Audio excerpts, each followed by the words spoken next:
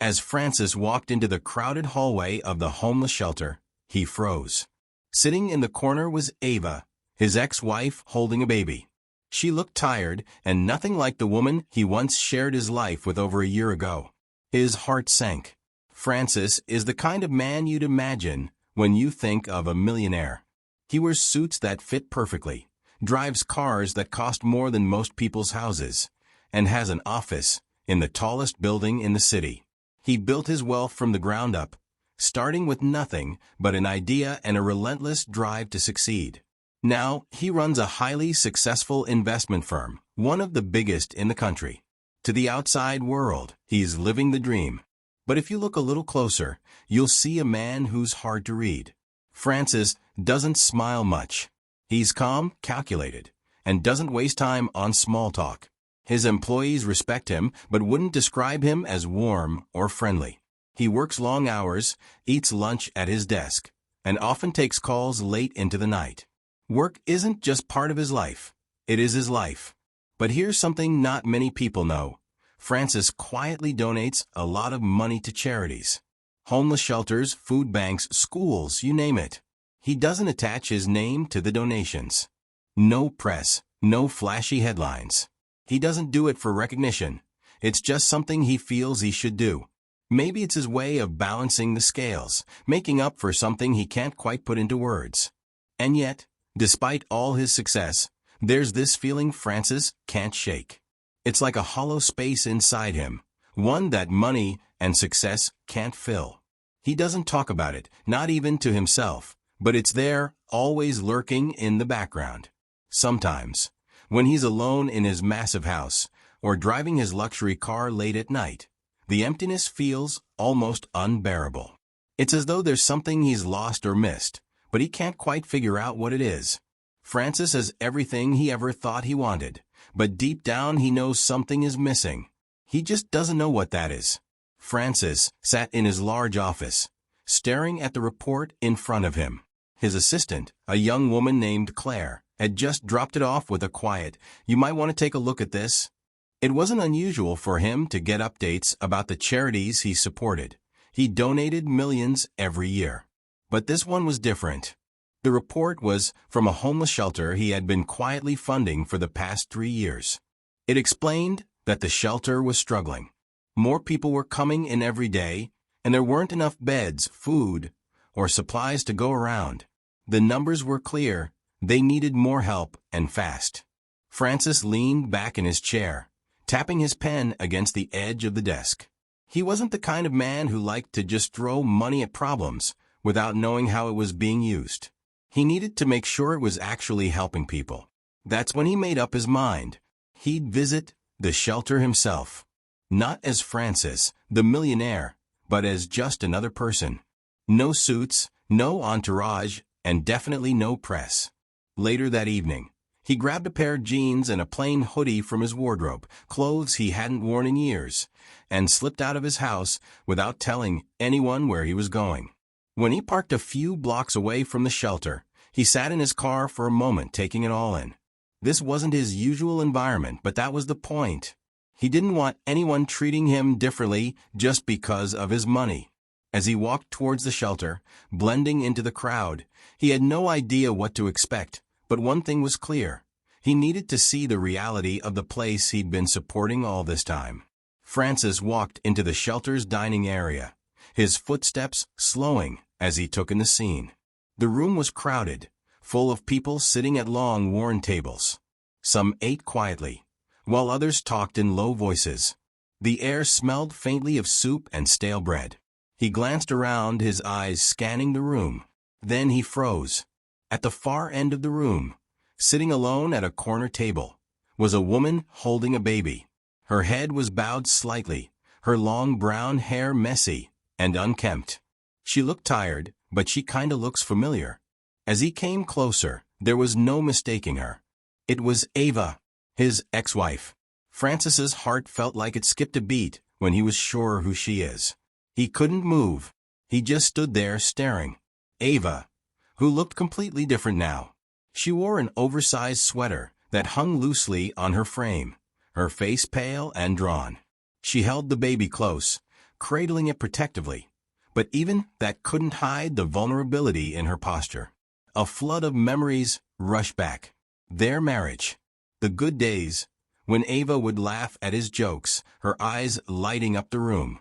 And the bad ones, arguments about money and finance that became more frequent as Francis buried himself in work, ignoring everything else, trying to make money. It had all ended in a bitter divorce. He thought she'd be better off without him. Maybe she had been. Until now, Francis forced himself to move. He walked slowly towards her. When he was just a few steps away, Ava looked up. Her eyes widened for a moment, then quickly darted away. She shifted in her seat, pulling the baby closer, as if shielding it from him. "Ava," Francis said quietly, his voice barely above a whisper. She didn't answer at first. Finally, she glanced at him, her expression a mix of embarrassment and defiance. "Francis," she said, her voice low and strained. He didn't know what to say. I didn't expect to see you here." Ava let out a small, humorless laugh. "Yeah, well, life doesn't exactly go as planned, does it?" Francis looked at the baby, its tiny face peeking out from under a blanket. Is the baby yours?" he asked, his voice faltering. Ava's jaw tightened. She didn't answer right away. Instead, she looked down at the baby, stroking its cheek gently. "That's none of your business," she said flatly. Her tone stung, but Francis couldn't blame her. He had no right to pry, not after how things had ended between them. Still, he couldn't ignore the questions swirling in his mind. How had she ended up here? Why was she alone? Why hadn't she reached out to anyone for help? "I just want to understand, Ava," he said softly. How did things get to this point?" Ava's eyes flashed with anger, but there was something else there too, pain. "You don't get to ask me that," she said. "You don't get to walk in here and act like you care all of a sudden." Francis flinched at her words. She wasn't wrong. For years, he'd been so focused on his business, his success, that he hadn't noticed their marriage falling apart until it was too late. And now, here she was, a shadow of the woman he once knew, and it was clear she didn't want his pity. "I'm not here to judge," he said quietly. I just want to help." Ava shook her head, her grip on the baby tightening. "I don't need your help, Francis," she said, her voice trembling. "I can handle this on my own." He didn't know what else to say. She was shutting him out, and he couldn't blame her. All he could do was stand there, watching as she turned her attention back to the baby, clearly done with the conversation.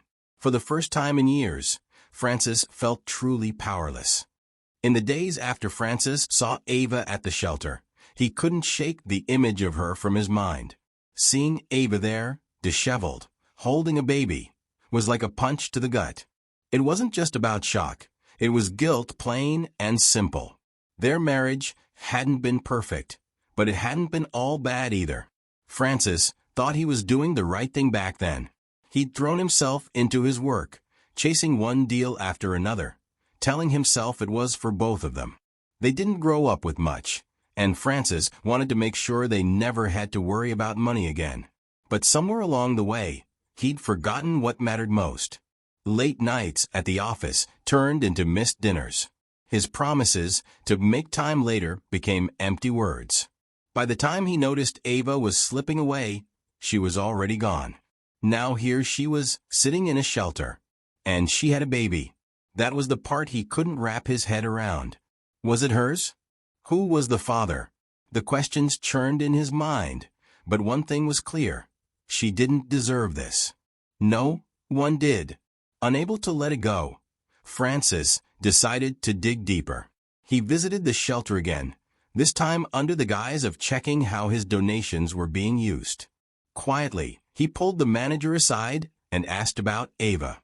He kept his voice low, as if speaking too loudly would make the situation more real. "She's been here for a few months," the manager said, her tone tinged with pity. "She's trying her best, but finding housing is tough, especially with a baby. She's proud, though, doesn't like to take handouts." Francis felt a lump form in his throat. He needed to know more, but he wasn't about to interrogate her directly. So, he waited. Over the next few visits, Francis pieced together the puzzle. Through brief, guarded conversations with Ava and things he overheard, the picture became painfully clear. After their divorce, Ava had gotten a job as a mid-level manager at a nonprofit. It wasn't glamorous, but it was steady work. She'd even seemed happy, at least from what little he'd heard from mutual acquaintances. But then, the nonprofit lost funding, and Ava was laid off. Around the same time, her mother fell seriously ill. Ava drained her savings to pay for treatments, but it wasn't enough. Her mother passed away, leaving Ava with nothing. No family, no money, and no home. The baby, however, remained a mystery. Whenever Francis asked about it, Ava would change the subject or give short, vague answers.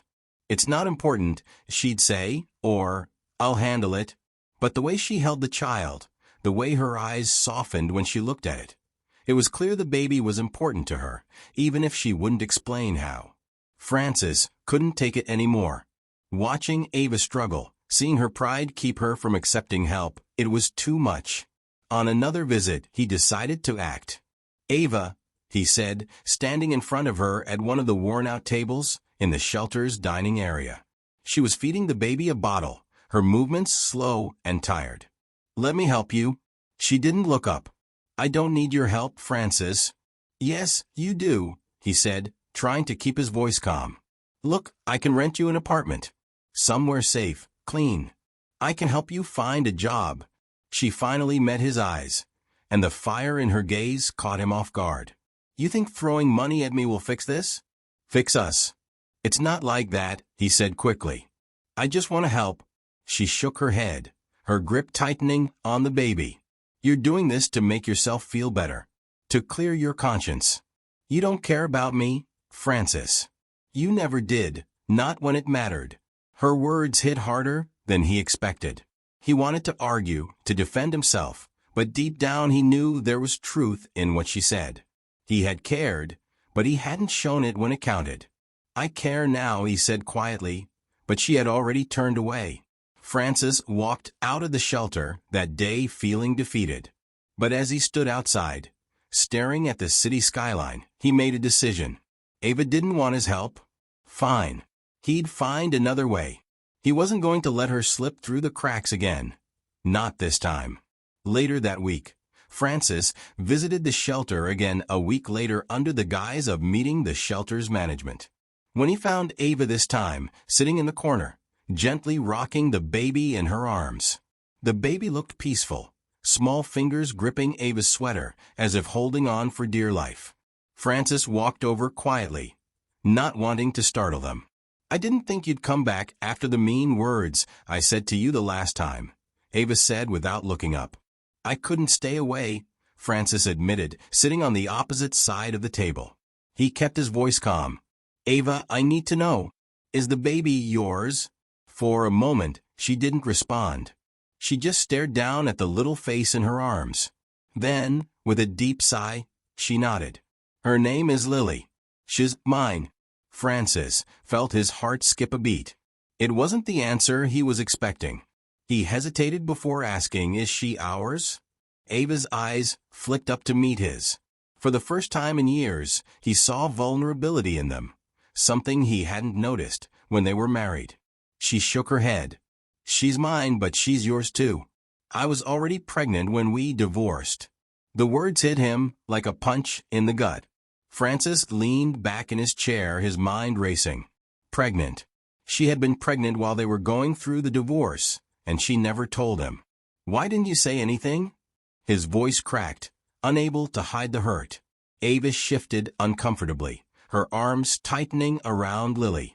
"Because I didn't think you'd care, Francis.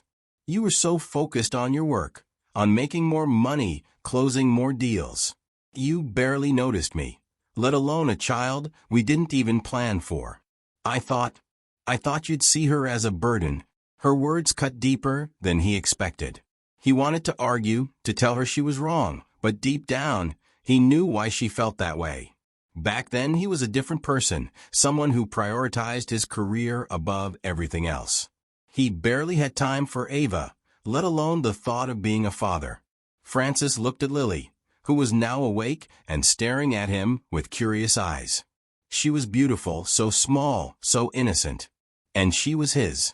The realization washed over him like a wave of regret. He had missed her first smile, her first laugh, her first everything. Because of his neglect, he had lost the chance to be there from the start. "I would have cared," he said softly, his voice heavy with guilt. "I would have been there. I didn't realize how much I wanted this until now." Ava's expression softened, but her guard was still up. "Francis, it's not that simple.